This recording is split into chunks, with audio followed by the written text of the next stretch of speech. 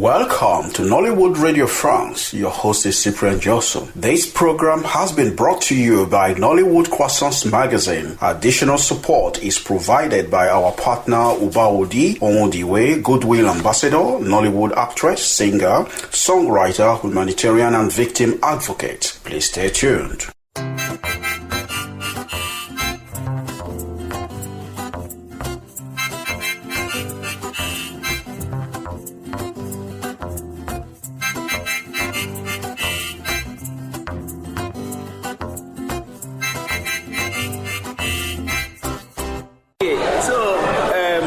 Have to start.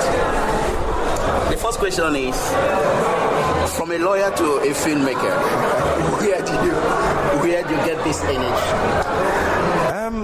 I think a friend of mine says that who we are, whatever we are, goes into everything we do. Everything we are goes into everything we do. I think my journey as a human being has helped me as a filmmaker, and that journey started academically as a theatre artist. I studied theatre arts at University of Nigeria and Nsukka, and then I went to London, and I realized that you could not make a living as a theatre artist starting out in London. I was pragmatic, so I studied law as an alternative career that I felt would give me the profile that was transferable and also allow me the time to be able to practice my craft while I made a good living for my family. So law provided all of those things until it got to the stage where I felt, after juggling the two careers, I felt the time was right to bite the bullets and drop law and concentrate on films. I did that in 2007, and it's taken me a while to get going, but I think it's one of the best decisions I've made as a human being. That's great. Now, let me come to your first,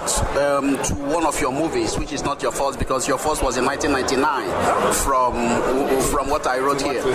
Right. So, now, the Mirror Boy.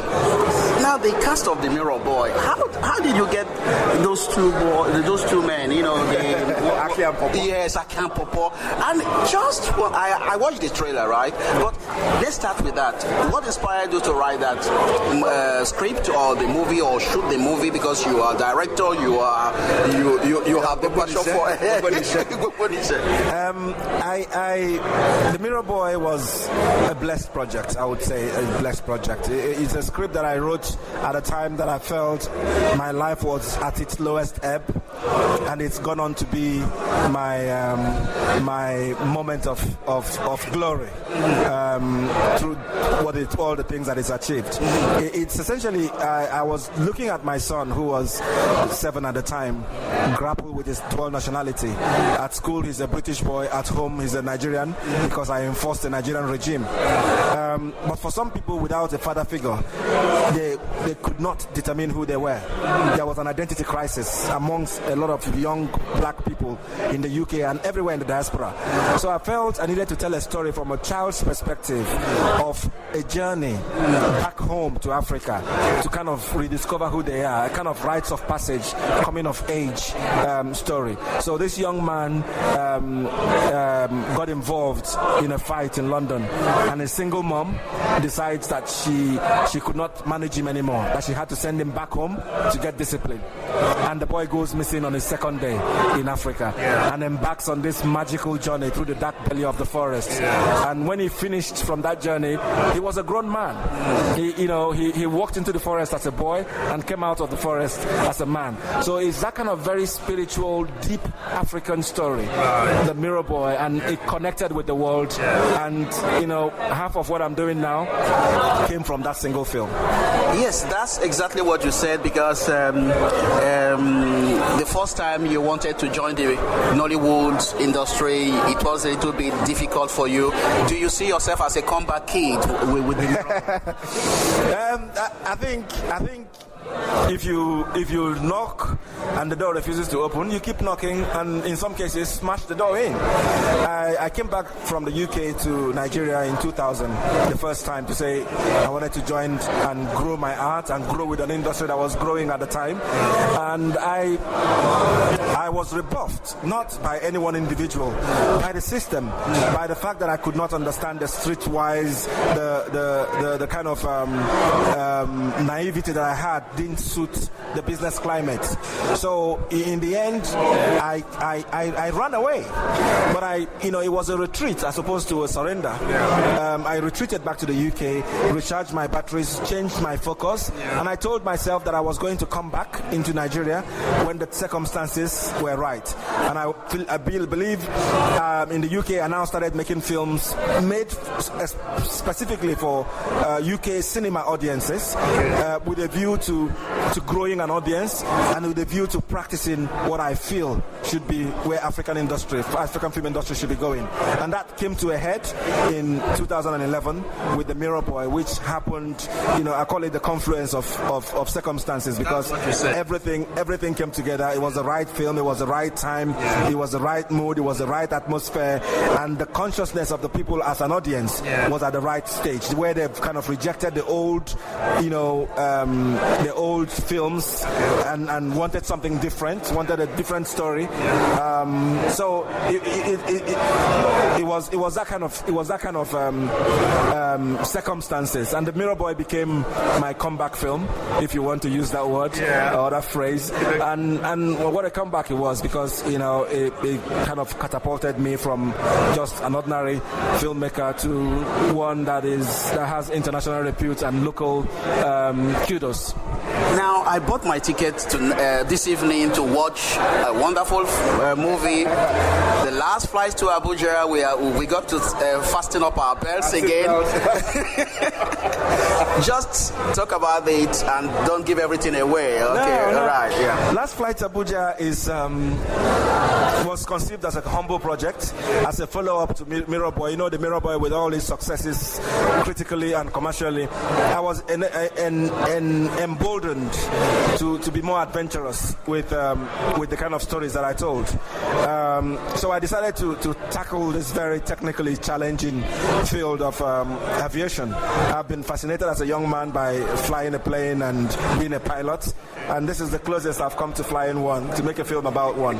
So it tried to look back at 2005, 2006, an era when Nigerian aviation suffered the most, when planes were literally falling off the skies. So, but we shot the film. I wrote the script in 2007.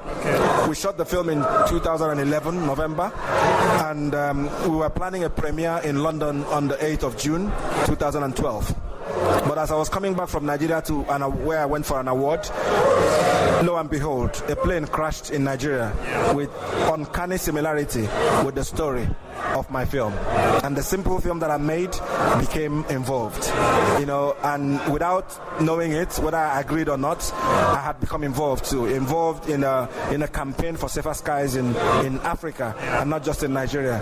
And on the back of that, I got a lot of press on CNN African Voices in September last year, on the BBC, where I talked about this very almost prophetic film. But by His grace, it's worked well. It became one of the highest grossing films to come out of Nollywood, the highest grossing in West Africa the whole of last year, and still is. And it's been shown in a lot of festivals: Cairo, Toronto, Seattle, Monaco, and now Nollywood Week in France. Now we're going to finish with Nollywood Week in Paris, France, for the first time.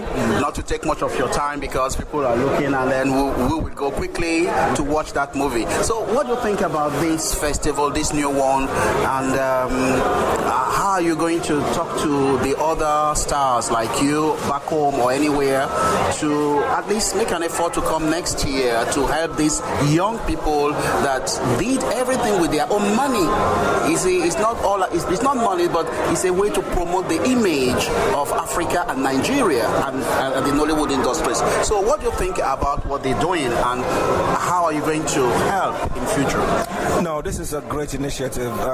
We feel that there are lots of festivals happening all over the place, but there is a missing link between Francophone and Anglophone, and we've been cut and separated, and it's our time now to reunite ourselves, and this move is a very wonderful step in the right direction to try and unify Africa as one creative, one cinematic voice, and the fact that they've selected some films from Nollywood to launch this doesn't mean that it stops with Nigeria, and I believe in the future there will be an extended African section to this event, because it's a huge opportunity to celebrate ourselves, to bring our products to a new set of audience, to tell the world that we exist, we have stories, and we're telling them increasingly in very technical and very qualitative way. So this is a wonderful initiative, and kudos to Kudus and Serge for coming up with this, and raising hell and high water to make it happen, and happen at a quality that is really commendable. And I whatever film I make in the future, if I'm invited, even if I don't have any films, I'm invited to come and support this, I will do that. And I implore all the other filmmakers to see this as a huge opportunity to open themselves up to, on a selfish level, open themselves up to a new audience, but on a more general and a more communal level, raise the profile of African cinema, raise the profile of Nigerian cinema, and break new grounds for the glory of God, I say. Thank you very much for giving me your time. It's been great having you here today in Paris, and I hope we shall meet again. Thank you. Thank you very much, sir.